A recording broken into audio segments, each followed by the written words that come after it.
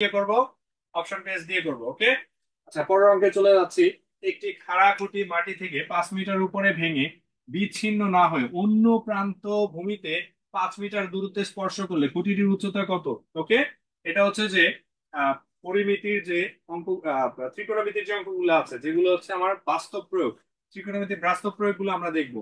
তো এটা যদি আমরা ত্রিকোণমিতির নিয়ম দিয়ে, অর্থাৎ হচ্ছে গিয়ে কি, যে ওই যে টেরা লম্বা ভূত, সাগরে লবণ আছে কবরে ভূত আছে, টেরা লম্বা ভূত, এটা দিয়ে করতে গেলে কিন্তু আমরা ভূত হয়ে যাব। তো এটা আমরা গতানুগতিক পদ্ধতির বাইরে কিভাবে স্মার্ট অ্যাপ্রোচে করা যায়, এটা আমরা একটু এখনই আলোচনা করব।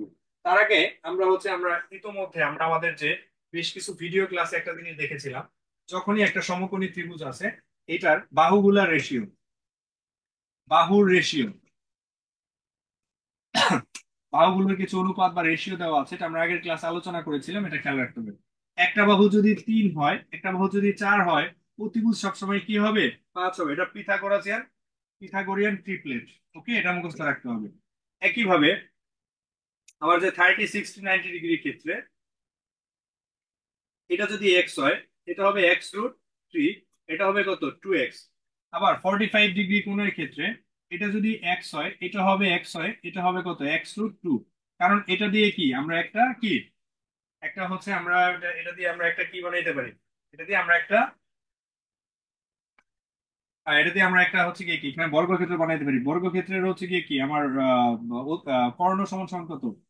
x√2। অর্থাৎ তাহলে এটা যদি আমার 10 হয়, এটা যদি 10 হয়, এটা কত হবে? 10√2। আশা করি সবাই বুঝতে পেরেছি, কারণ এই দুটা বাহু সমান। অর্থাৎ এইটাও 45 ডিগ্রি, এটাও কত ডিগ্রি হবে? 45 ডিগ্রি হবে। অর্থাৎ এই ট্রিপলেট গুলো আমাদের মনে রাখতে হবে। ট্রিপলেট গুলো কি কি গুরুত্বপূর্ণ খাতায় লিখে রাখি। 3:4:5, আচ্ছা 5, 12 ইস্টু হচ্ছে 13, অর্থাৎ অতিভুজ 13 হবে। একইভাবে একটা বাহু যদি এ হয়, আরেকটা বাহু যদি এ হয়, এটা হবে কত? a√2। এটা হচ্ছে গিয়ে কি আমার বর্গক্ষেত্রের যখন একটা বাহু যদি এ হয়, একটা বাহু যদি a√3 হয়, আরেকটা বাহু অবশ্যই এখানে কি হবে? 2 হবে। এই জিনিসগুলো আমরা একটু মনে রাখার চেষ্টা করব। তাহলে আমরা হচ্ছে কোনো ক্যালকুলেশন ছাড়াই সরাসরি বাহুগুলার রেশিও বা অনুপাত বের করতে পারবো। খুবই খুবই খুবই গুরুত্বপূর্ণ। এটা বইয়ের মধ্যে লিখে রাখবেন, নোট করে রাখবেন এবং মুখস্থ রাখবেন। এখন এই অঙ্কের ক্ষেত্রে আমার প্রথমে পুরো জিনিসটা আমাকে একটু পিকচার করতে হবে যে আসলে ঘটনাটা কি ঘটেছে। তাহলে এটা আমি মাটির উপর থেকে, সরি, এটা আমি মাটির নিচ থেকে একটু চিন্তা করি। ওকে, তাহলে ধরেন এইখানে মাটি আছে, এইখান থেকে উচ্চতায় এখানে, ধরেন এই পুরো একটা এরকম একটা গাছ ছিল, গাছটা কি করছে? এখানে ভেঙে পড়ছে। তাহলে এটা এই 5 মিটার উচ্চতা, এটা কয় মিটার উচ্চতায়? 5 মিটার উচ্চতা। এখান থেকে ভেঙে, এই ভেঙে গাছটাকে এইখানে পড়ে গেল। এই যে গাছটা কি, এই যে মোটা একটা গাছ ছিল, এই গাছটা ভেঙে এখানে পড়ে গেছে। তো পড়ে যাওয়ার পরে এটা কত মিটার উপরে যায় ভাঙছে?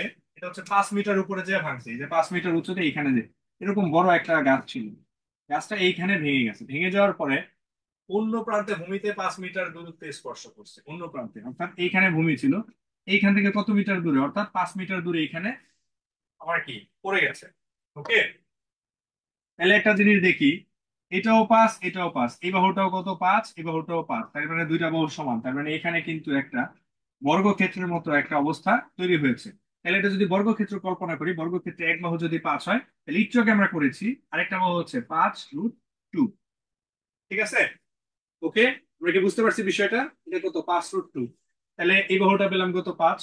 এখন আমরা যদি বাস্তবের সাথে তুলনা করি, যে এই গাছের কথা কল্পনা করি, যে গাছটা ছিল, গাছটার অবস্থা কি? গাছটা তো অ্যাকচুয়ালি এইখান থেকে শুরু করে কি এইটুক পর্যন্ত ছিল, কিন্তু এটা ভেঙে এখানে চলে আসছে। অর্থাৎ তাহলে গাছের এই পার্টটা হচ্ছে আমার 5, আর এইখান থেকে এই পার্ট হচ্ছে 5√2। তাহলে পুরা গাছটার ক্ষেত্রফল কত? পুরো গাছটার আয়তন, পুরো গাছটার লম্বা কতটুকু? 5, 5√2। ঠিক আছে, 5 + 5√2। ওকে, এটা হচ্ছে আমার গাছের নির্ণয় কি, দৈর্ঘ্যটা হবে কত? 5, কিন্তু হচ্ছে 5 + 5√2। এখন আমাদের অপশনের মাঝে মাঝে এটা হচ্ছে কমন নিয়ে থাকে, এই দুইটার মধ্যে 5 কমন নেওয়া যায়, 1 + √2। এটাই হচ্ছে আমার নির্ণয়। ওকে, তাহলে আমরা খুব প্যারা ছাড়া, খুব ঝামেলা ছাড়া, এখানে কোনো হচ্ছে যে আপনার টেন থিটা, ঠিক আছে, বা সাইন থিটা, এই জিনিসটা না ধরে আমরা সরাসরি উত্তরটা করে ফেলতে পারলাম। এখন বিষয় হচ্ছে, যদি এটা এমসিকিউ ক্লাস, কেউ যদি রিটেন অ্যাপ্রোচটা দেখতে চান, অবশ্যই কমেন্টে আপনারা প্রশ্ন করবেন। আমি হচ্ছে সুন্দর করে কমেন্টে অঙ্কটা বিস্তারিত দিয়ে দিব যদি কেউ চায়। ঠিক আছে, আমি অবশ্যই এটার বিস্তারিত টেন ধরে বা সাইন ধরে অঙ্কটা কিভাবে করা যায় এটা আমি দেখিয়ে দিব। ঠিক আছে? আর কোনো প্রশ্ন? এই 25 অঙ্কের মধ্যে কেউ বুঝতে পারেন এমন কিছু আছে? আর আরেকটা বিষয় হচ্ছে, সুন্দর করে খাতায় তুলি, এই 25টা অঙ্কের মাধ্যমে আমরা মিনিমাম একই টাইপের আরো 10টা অঙ্ক, অর্থাৎ এই 250টা অঙ্ক সলভ করার টেকনিক আজকে আমরা এই একটা ক্লাসের মধ্যে দেখলাম। এই 1.5 ঘন্টার একটা ক্লাসে আমরা পুরো জিনিসটা দেখে ফেললাম। ঠিক আছে? ওকে, এটা হচ্ছে আমাদের স্মার্ট অ্যাপ্রোচ, যে একটা দিয়ে বা একই টাইপের জিনিসগুলো আপনারা কিভাবে খুব দ্রুত সমাধান করতে পারেন। অর্থাৎ আমরা অঙ্ক শিখবো ক্লাসে একটা, এই টাইপের 10টা 15টা 20টা অঙ্ক আমরা এই একটা পদ্ধতি দিয়ে করতে পারবো। ঠিক আছে? এই জন্য ক্লাসে আমরা বাছাই করে গুরুত্বপূর্ণ অঙ্কগুলো রাখার চেষ্টা করি, যদিও আজকে আমাদের প্রশ্ন সমাধান এবং অ্যানালাইসিস ছিল। তো এখন আমরা মূল অ্যানালাইসিসে চলে আসবো, এই পার্টটা অনেক গুরুত্বপূর্ণ। সবাই একটু দেখবো যে আমাদের মূল অ্যানালাইসিসটা আজকে আমরা দেখার চেষ্টা করব। সেটা হচ্ছে এনটিআরসি পরীক্ষার ক্ষেত্রে সর্বোচ্চ কমন পাওয়ার জন্য কি করবেন। এখানে হচ্ছে অধিকাংশ ক্ষেত্রে যে বিসিএস স্ট্যান্ডার্ড বা বিসিএস এর প্রশ্নগুলা, এখান থেকে যে বিগত প্রশ্নগুলো আছে এখান থেকে প্রায় দেখা গেছে কমন আসতে দেখা গেছে। তারপরে এনটিআরসি নিজে যেহেতু প্রশ্ন করে, তো আমরা ক্লাসের আগে এইখানে ওদের যে বিগত বছরের একটা চার্ট আছে, যে কোন বছর কোন কোন প্রশ্নগুলো এসেছে, সেটা আপনারা একটু অ্যানালাইসিস করবেন এবং আমরাও ক্লাস নেওয়ার ক্ষেত্রে ক্লাসের ভিতর আমরা অ্যানালাইসিস করে ওই বিষয়গুলো দেওয়ার চেষ্টা করব। এবং এনটিআরসি এর যে বিগত প্রশ্নগুলো আছে এগুলো খুব ভালো করে, যেমন আজকে আমরা একটা প্রশ্ন সলভ করলাম, আপনারা বাকি যে প্রশ্নগুলো আছে একইভাবে, যে আমরা ধরেন আপনার বর্গ থেকে একটা প্রশ্ন এসেছে, তো বর্গক্ষেত্র কিভাবে কিভাবে সলভ করতে, এই বিস্তারিত জিনিসগুলো যদি শিখেন, তাহলে ওদের প্যাটার্ন গুলো আপনারা ধরতে পারবেন এবং খুব কম সময়ে আপনারা এটাতে ভালো করতে পারবেন।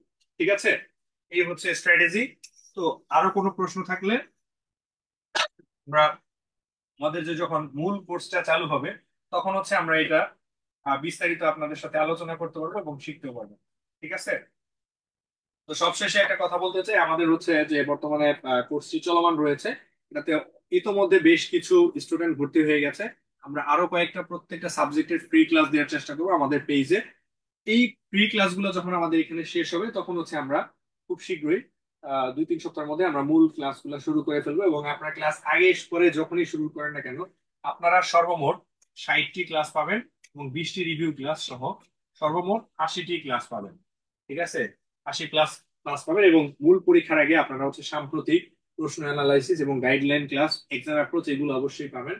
এবং হচ্ছে আমাদের এখানে অ্যাসেসমেন্ট ক্লাস টেস্ট আছে 60টি অ্যাসেসমেন্ট, আমাদের এখানে অ্যাসেসমেন্ট টেস্ট আছে 20টি, সাবজেক্ট ফাইনাল আছে 8টি, এবং হচ্ছে ফুল মডেল টেস্ট, এটা হচ্ছে পুরো দেশব্যাপী 5টি মডেল টেস্ট আছে। এছাড়াও আপনারা হচ্ছে যে ভর্তি হওয়ার সাথে সাথে আপনার হচ্ছে অ্যাড্রেসে কুরিয়ারে চলে যাবে হচ্ছে আমাদের যে একটা ম্যানুয়াল বই আছে এবং আমাদের যে সমৃদ্ধ লেকচার শিট গুলো আছে, এটা আপনাদের ঠিকানায় পৌঁছে যাবে।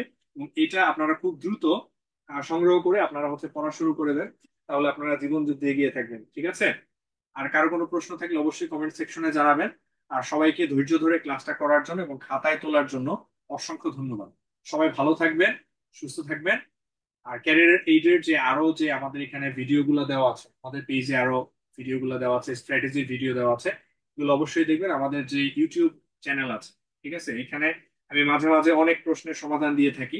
ইউটিউব চ্যানেলেও হচ্ছে অভিসার লিখে সার্চ দিলেও পাবেন, ক্যারিয়ার পেজও আছে। তো আপনারা যেটা করবেন সেটা হচ্ছে অবশ্যই আমাদের এখানে যে বিভিন্ন যে ডিভিজিবিলিটি রুল কিভাবে বের করতে হয়, তারপর হচ্ছে আপনার স্মার্ট অ্যাপ্রোচে কিভাবে হচ্ছে আপনার হচ্ছে যে ক্যালকুলেশন বা হচ্ছে আমাদের এখানে যে ফ্যাক্টর কিভাবে বের করতে এগুলা, তারপরে হচ্ছে যে মৌলিক সংখ্যার ধারণা, আমার হচ্ছে যে আহ, অমৌলিক সংখ্যার ধারণা, তারপরে হচ্ছে যে সংখ্যা তত্ত্ব, তারপর হচ্ছে কোয়েশ্চেন অ্যানালাইসিস, সিলেবাস, এই বিস্তারিত জিনিসগুলো আমরা হচ্ছে পেজের মধ্যে মাঝে মাঝে দিয়ে থাকি। অবশ্যই চোখ রাখবেন এবং ইউটিউবে সার্চ করে আপনারা অবশ্যই অবশ্যই খাতায় তুলে সুন্দর করে লিখে রাখার চেষ্টা করবেন। আর এনটিআরসি পরীক্ষার মাধ্যমে আপনারা হচ্ছে শিক্ষক হওয়ার একটা সুন্দর একটা সুযোগ পাচ্ছেন।